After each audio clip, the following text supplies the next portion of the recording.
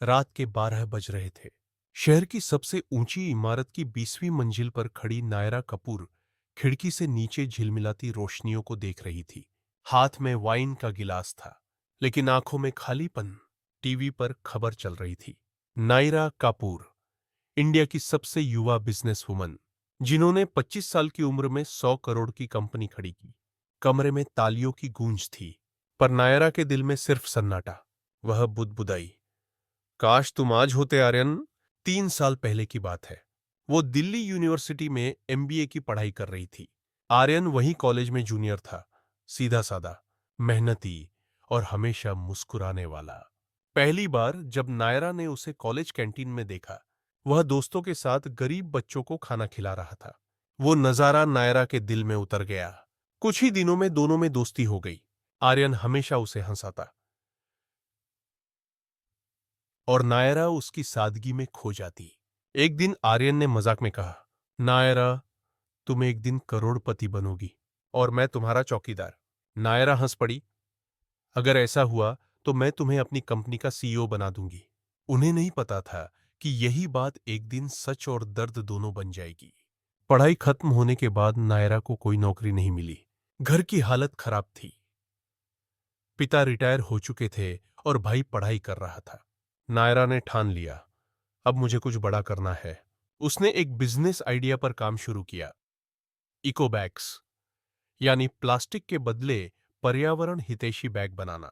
आर्यन ने उसकी हर कदम पर मदद की। वो मार्केटिंग संभालता, नायरा डिजाइन बनाती। दोनों मिलकर मेहनत करते रहे। धीरे धीरे काम बढ़ने लगा, लेकिन पैसे की कमी सबसे बड़ी दीवार थी। एक दिन नायरा ने आर्यन से कहा, हमें इन्वेस्टमेंट चाहिए वरना सब खत्म हो जाएगा। आर्यन बोला, मैं कोशिश करता हूं। अगले दिन वह बैंक गया, मगर उसे लोन नहीं मिला।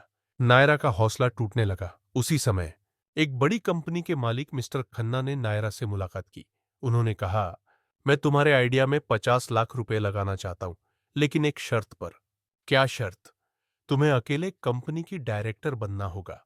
तुम्हारा पार्टनर कोई नहीं होगा। नायरा हैरान रह गई। वो जानती थी आर्यन के बिना कुछ नहीं कर सकती, लेकिन उसके पास कोई और रास्ता नहीं था। उसने रात भर सोचा, रोई और अगले दिन आर्यन से कहा, मुझे अब अकेले आगे बढ़ना होगा। आर्यन बोला, मतलब? नायरा की आंखों में आंसू थे। मतलब, मैं अब तुम्हारे साथ नहीं रह सकती। तुम्हारे पास कुछ नहीं है आर्यन। सपने सिर्फ प्यार से पूरे नहीं होते। आर्यन टूट गया। वो कुछ कह नहीं पाया, बस इतना बोला, ठीक है नायरा, तुम्हारे सपनों के रास्ते में मैं नहीं आऊंगा, लेकिन याद रखना, तुमने मेरा दिल नहीं, मेरी आत्मा तोड़ी है। सालों बीत गए। नायरा की कंपनी इको ड्रीम्स पवैड लिटरडन अब देश भर में मशहूर हो चुकी थी। उसकी मेहनत और लगन ने उसे करोड़पति बना दिया। वो वही लड़की थी जो कभी बसों में सफर करती थी, आज निजी जेट में उड़ती थी।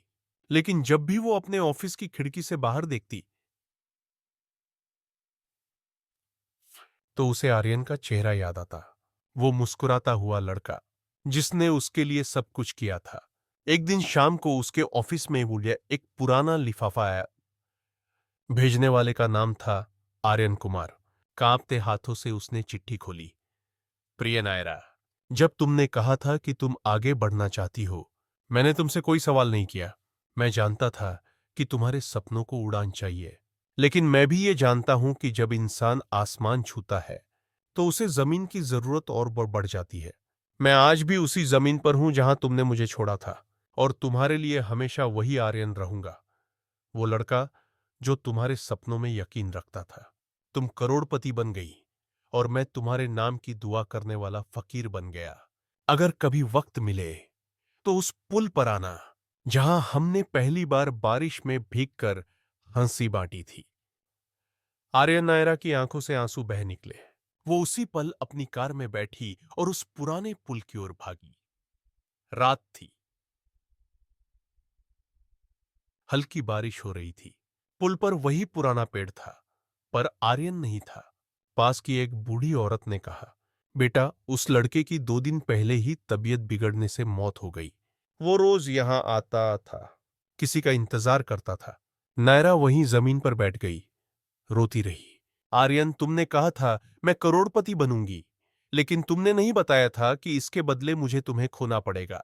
आज नायरा के पास दौलत, शोहरत, नाम सब कुछ है, लेकिन हर रात वो उसी पुल के नीचे एक दीपक जलाती है और आसमान की ओर देखकर फुसफुसाती है, आर्यन, अब मैं सच में करोड़पति हूं, पर सबसे गरीब इंसान भी।